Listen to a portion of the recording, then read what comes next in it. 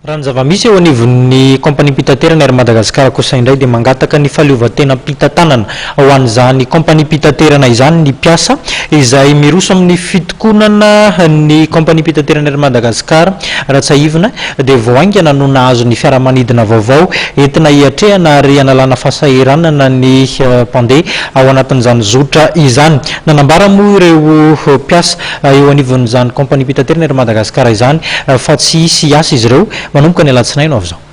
Mitaky ny fahaleovan-tena ara-pitantanana, aoka izay ny fitsabana politika. Io no anisan'ny sora-baventy hita teny amin'ny zone industrielle ny kompania mpitaterana ery Madagasikara teny Ivato. Misy ireo mpiasa izay miroso amin'ny fitokonana ka misy ny fikorontanana ny zotra ny maraina teo. Mahatonga anay mijoraka zareo dia izao. Tsapanay mpiasa fa be loatra ny tsy fetezana atao amin'ireo mpanjifa ny orinasa.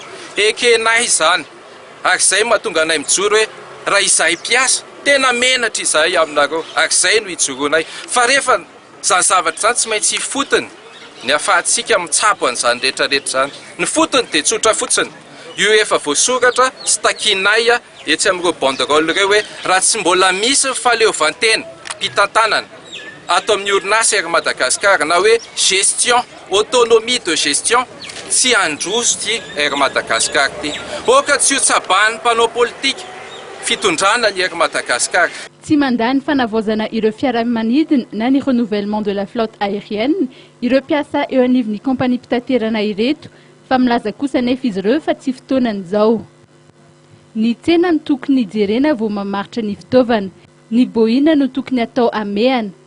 Nasinjareo fanakanana ohatra ny ATR 72600 izay nambaran'izy ireo fa tsy misy ny HF. Manana ATR telo ery Madagasikara. Namidy ireo ATR anankitelo ireo dia niverenana nofaina amin'izao fotoan'izao ary ireo ATR vaovao ireo dia hofaina ery Madagasikara. Ankehitriny tsy afaka tena miasa araka ny tokony izy akory le ATR 72600 satria tsisy HF. Tanao le HF fifandraisany tsisy akory. Zany mahatonga an'iny ary aloha mpahafantarina avoaka izay mahatonga an'iny tsy afaka manao zotra régional akory. Ho azy ireo dia ny tsy fahaiza-mitantana no mahatonga ny tsy fihetezana samihafa eo anivon'ny kompania mpitaterana ka mitaky ny fialan'ireo tompon'andraikitra izy ireo. Anisan'ny fitakian'izy ireo ihany koa ny fandoavana araka ny tokony ho izy ny CNAPS, ny mutuelle sy ny assurance retraite. Nilaza moa izy ireo fa tsy misy asa amin'ny alatsinainy ho avy izao.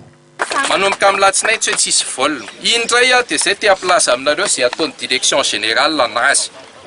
Izay aka vazaha izy na aka izay tiany izy fa ny mpiasa aloha dia mitokona ary ametraka taratasy izay manomboka izao. Ampilazanay fa manomboka amin'ny latsinainy dia mitokona mpiasa atao amin'ny ery Madagasikara.